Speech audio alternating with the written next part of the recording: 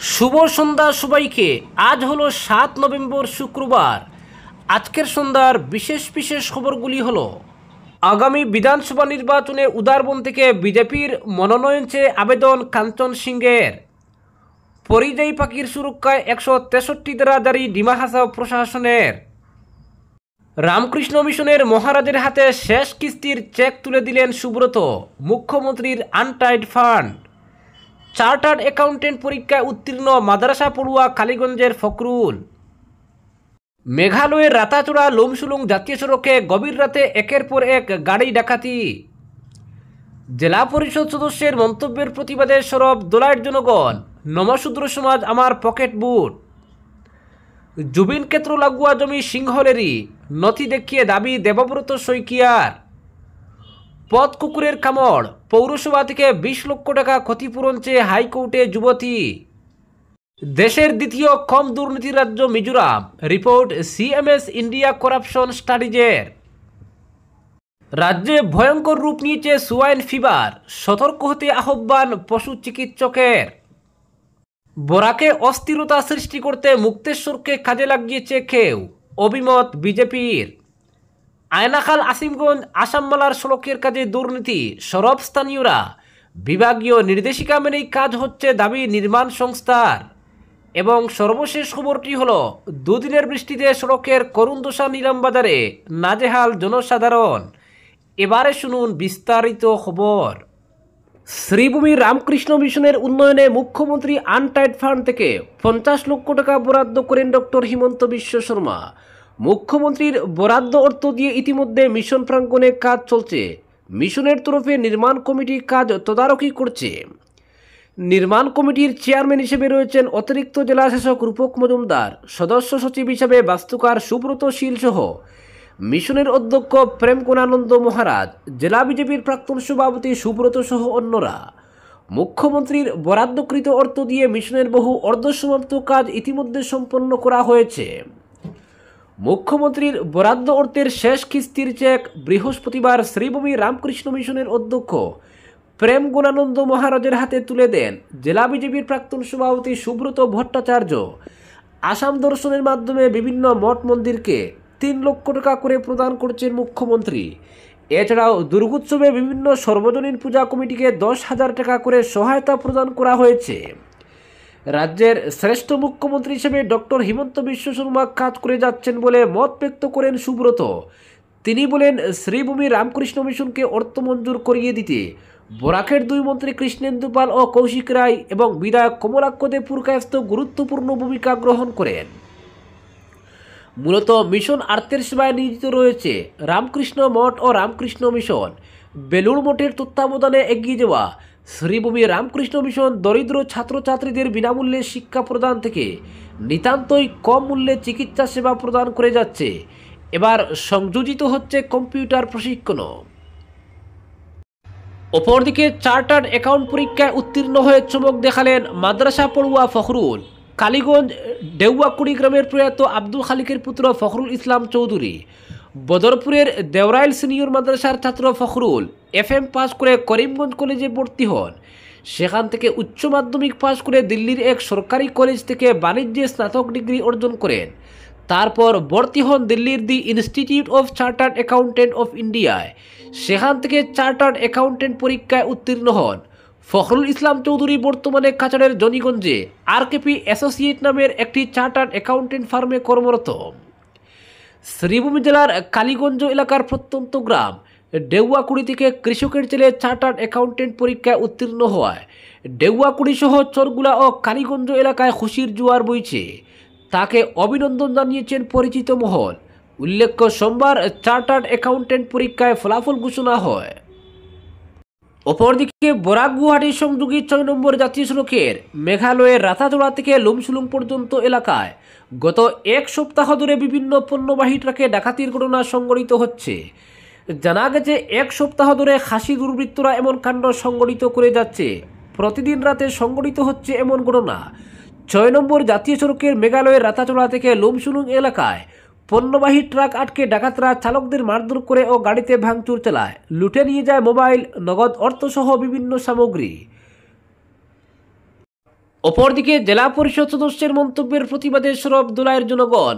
নমশূদ্র সমাজ আমার pocket boat, Namasudra সমাজ আমার পকেট বোট এই মন্তব্য করে বিতর্কে জড়ালেন গঙ্গানগর রুকনি জেলা পরিষদ সদস্য মিহির কান্তি রায়। তার এই মন্তব্যের তীব্র ক্ষোভ ও প্রতিবাদের জল আছড়ে পড়েছে দোলাইয়ের নমশূদ্র সমাজে। সমাজের বিশিষ্টজন থেকে সাধারণ মানুষ সবাই এই মন্তব্যের নিন্দা জানিয়ে বলেছেন, আমরা কারো পকেট বুট নই, আমরা স্বাধীনভাবে গণতন্ত্রে আমাদের মত প্রকাশ করি। জানা গেছে আগামী ২৬ বিধানসভা নির্বাচনে প্রার্থী হিসাবে জনমত গঠনের লক্ষ্যে সম্প্রতি বিভিন্ন গ্রাম পঞ্চায়েতে প্রচারে নেমেছেন জেলা পরিষদ সদস্য মিহির কান্তি রায়। তার প্রচারে স্থানীয়ভাবে কিছু মানুষের সমর্থনও দেখা গেছে। তবে এ সময় তিনি মন্তব্য করেন যে নমশূদ্র সমাজ আমার পকেট বুট এই মন্তব্যে কুমে ফেটে পড়েন সমাজের সদস্যরা। বৃহস্পতিবার দর্মিখাল জিপি কার্যালয়ের কমিউনিটি হলে আয়োজিত এক প্রতিবাদী সভায় বক্তারা বলেন, দোলাইয়ের নমশূদ্র সমাজ বরাবরই বিজেপির সমর্থনে কাজ করেছে। আমরা কখনো কোনো ব্যক্তির হাতের খেলনা হইনি, কারো পকেট বুটও নই। বক্তারা স্মরণ করিয়ে দেন, পরিমল শুক্লবৈদ্যকে 5 বার বিধায়ক হিসেবে নির্বাচিত করেছেন এই অঞ্চলের মানুষ এবং বর্তমানে সাংসদ হিসেবেও তাকেই পাঠিয়েছেন। সবাই আরও বলা হয়, সাম্প্রতিক উপনির্বাচনে বিজেপির প্রার্থী নিহার রঞ্জন দাসকে পূর্ণ সমর্থন জানিয়েছিলেন নমশূদ্র সমাজের ভোটাররা। বিধায়ক নির্বাচিত হওয়ার পর নিহার রঞ্জন দাস সমাজের উন্নয়নে এগিয়ে এসেছেন। বিশেষ করে নমশূদ্র সমাজের কমিউনিটি হল নির্মাণের জন্য তিনি 10 লক্ষ টাকা মঞ্জুর করেছেন, যা এই অঞ্চলে প্রথম কোনো জনপ্রতিনিধির দৃষ্টান্তমূলক পদক্ষেপ বলেও জানান তারা। বক্তারা প্রশ্ন তুলেন, যে সমাজ কখনো কাউকে ব্যবহার করেনি বরং রাজ্য ও দেশের উন্নয়নে নিরলস পরিশ্রম করে এসেছে, তাদের নিয়ে এমন মন্তব্য একজন জনপ্রতিনিধির শোভা পায় না। সবাই সিদ্ধান্ত নেওয়া হয়, ভবিষ্যতে যদি কোনো রাজনীতিক যদি সমাজকে অসম্মানজনক মন্তব্য করেন, তার বিরুদ্ধে আরও বৃহত্তর আন্দোলন গড়ে তোলা হবে। অপরদিকে দেশে পথ কুকুর নিয়ে বিতর্কের মধ্যে এবার নতুন ঘটনা। চলতি বছরের শুরুতে দিল্লির রাস্তায় এক যুবতী পথ কুকুরের আক্রমণের মুখে পড়েন। তিনি এর জন্য দিল্লি হাইকোর্টে মামলা করলেন। পৌরসভার কাছে 20 লক্ষ টাকা ক্ষতিপূরণ চাইলেন। আবেদনপত্রে শারীরিক, মানসিক এবং আর্থিক ক্ষতির কথা উল্লেখ করেছেন যুবতী। চলতি বছরের মার্চ মাসের ঘটনা। দিল্লির দক্ষিণ মালব্যনগরের খিড়কি ভিলেজ রোডের কাছে মোটরসাইকেলের পিছনে বসে যাচ্ছিলেন প্রিয়াঙ্কা রায়। সেই সময় একদল পথ কুকুর হামলা চালায় তার উপর। সম্প্রতি এই ঘটনায় দিল্লি হাইকোর্টের দ্বারস্থ হন যুবতী। মামলা করে পৌরসভার কাছে 20 লক্ষ টাকা ক্ষতিপূরণ চেয়েছেন তিনি। কিন্তু কুকুরের হামলায় কেন এত টাকা দাবি করেছেন যুবতী? আসলে 2023 সালে পাঞ্জাব ও হরিয়ানা হাইকোর্ট একটি নির্দেশিকা জারি করেছিল, যেখানে বলা হয়েছে প্রতি 0.2 সেন্টিমিটার ক্ষতের জন্য দিতে হবে 20,000 টাকা। প্রতিটি দাঁতের দাগ বাবদ 10,000 টাকা করে দিতে হবে। প্রিয়াঙ্কা দাবি করেছেন তার শরীরে 42টি দাঁতের দাগ রয়েছে, আর সেই কারণে মোট 4.2 লক্ষ টাকা দাবি করেছেন তিনি। 12 সেন্টিমিটার ক্ষতের জন্য 12 লক্ষ টাকা। এছাড়াও মানসিকভাবে বিধ্বস্ত হয়ে পড়া এবং দীর্ঘ অসুস্থতার কারণে আরও 3.8 লক্ষ টাকা ক্ষতিপূরণ চেয়েছেন যুবতী। অপরদিকে আয়নাখাল আসিমগঞ্জ আসামমালার সড়কের কাজে দুর্নীতি, সরব স্থানীয়রা। রাজ্যের যোগাযোগ ব্যবস্থা উন্নত করতে কেন্দ্র সরকারের ভারতমালা প্রকল্পের অনুকরণে আসামমালা প্রকল্প শুরু করেছেন মুখ্যমন্ত্রী হিমন্ত। তার এই বহু অভিলাষী প্রকল্পের বাস্তবায়নে শত শত কোটি টাকা বরাদ্দ করা হচ্ছে, যাতে রাজ্যের সড়ক যোগাযোগ ব্যবস্থার আরও উন্নতি হয়। কিন্তু অভিযোগ উঠেছে একাংশ দুর্নীতিবাজ আমলার যোগসাজশে আসামমালার কাজে ব্যাপকভাবে অনিয়ম সংগঠিত হচ্ছে। এই প্রকল্পের আওতায় হাইলাকান্দি জেলার আয়নাখাল তেমতা থেকে রামকৃষ্ণনগর ও রাতাবাড়ি হয়ে শ্রীভূমির আসিমগঞ্জ পর্যন্ত সড়ক নির্মাণের কাজ চলছে। 47 কিলোমিটার দীর্ঘ এই সড়কের জন্য বরাদ্দ হয়েছে প্রায় 100 কোটি টাকা। বরাদ পেয়েছে বরাকের প্রথম সারির কনস্ট্রাকশন কোম্পানি বিন্নি কনস্ট্রাকশন। তদারকির দায়িত্বে রয়েছে রাজ্যের পূর্ত বিভাগ। কিন্তু ওই সড়ক নির্মাণের ক্ষেত্রে ব্যাপক অনিয়ম ও দুর্নীতির অভিযোগ উত্থাপন করেছেন স্থানীয় জনগণ। আলিপুর, রাতাবাড়ি, পলডহর, বাজারঘাট ও দুহালিয়া পাহাড় এলাকায় কাজে বিস্তর অনিয়মের অভিযোগ তুলে সরব হয়েছেন এলাকার বাসিন্দা চিরঞ্জিত বৈদ্য, শঙ্কু বৈদ্য, পান্না শর্মা, সমীর নাথ, সুনুর আলী, শামসুল হুসাইন সহ শতাধিক জনগণ। তারা সংবাদ মাধ্যমের কাছে অভিযোগ তুলে ধরে বলেন, ওই সড়ক নির্মাণের সময় বহু স্থানে মেটেল না দিয়ে পিচ ডালাই করা হয়েছে। এর ফলে কাজ সম্পূর্ণ হওয়ার আগেই সড়কের বিভিন্ন অংশের পিচ উঠে যাচ্ছে। তারা বলেন, আনিপুর পেট্রোল পাম্পের সামনে নতুনভাবে পিচ দেওয়ার মাত্র 15 দিনের মাথায় পিচ উঠে যায়।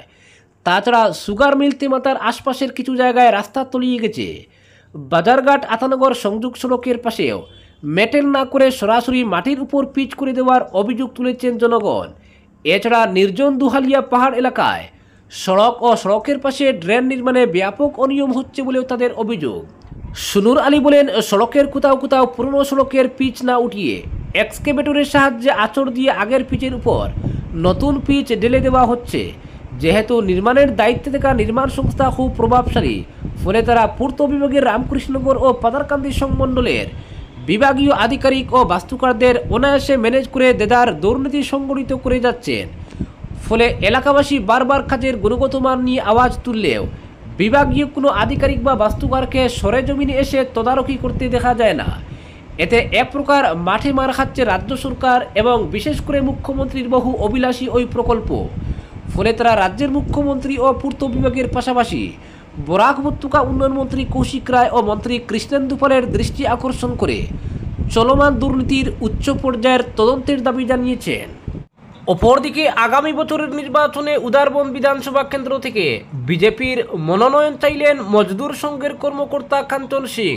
উদারবনদের দিকে চোখ রেখে বেশ কদিন থেকে ময়দানে রয়েছেন এই প্রত্যাশী।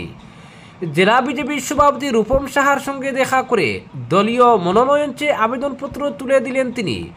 এ নিয়ে এখন পর্যন্ত উদারবন বিধানসভা থেকে মনোনয়ন চেয়ে আবেদনকারীর সংখ্যা দাঁড়ালো 3। গত 14 অক্টোবর জেলা বিজেপির কাছে নিজের আবেদনপত্র তুলে দেন উদারবন বিধানসভার প্রত্যাশী জয়জ্যোতি দে। গত সোমবার আবেদনপত্র জমা দিয়েছেন নবারুণ চক্রবর্তী নামের আরেক প্রত্যাশী। আর বুধবার নিজের আবেদনপত্র ও বায়োডাটা জমা দিলেন কাঞ্চন সিং। কাঞ্চন সিং ইতিমধ্যে দলের বহু দায়িত্ব পালন করেছেন। পেশায় শিক্ষক কাঞ্চন সিং ছাত্র সংগঠন এবিভিপি থেকে উঠে এসেছেন। যুব মোর্চা থেকে বিভিন্ন সময় ওবিসি মোর্চার দায়িত্ব পালন করেছেন দক্ষতার সঙ্গে। বিজেপির শিক্ষক সেলেও সদস্য হিসেবে কাজ করেছেন বহুদিন। বর্তমানে বরাক উপত্যকার চা মজদুর সংঘের সাধারণ সম্পাদক হিসেবে দায়িত্ব পালন করছেন। প্রতিদিন তার এলাকায় ঘুরছেন নিজের উপস্থিতির জানান দিতে। উদারবন থেকে আরও বেশ কিছু মনোনয়ন জমা পড়বে বলে জানা গেছে। আজকের বিশেষ সংবাদ এখানেই সমাপ্ত।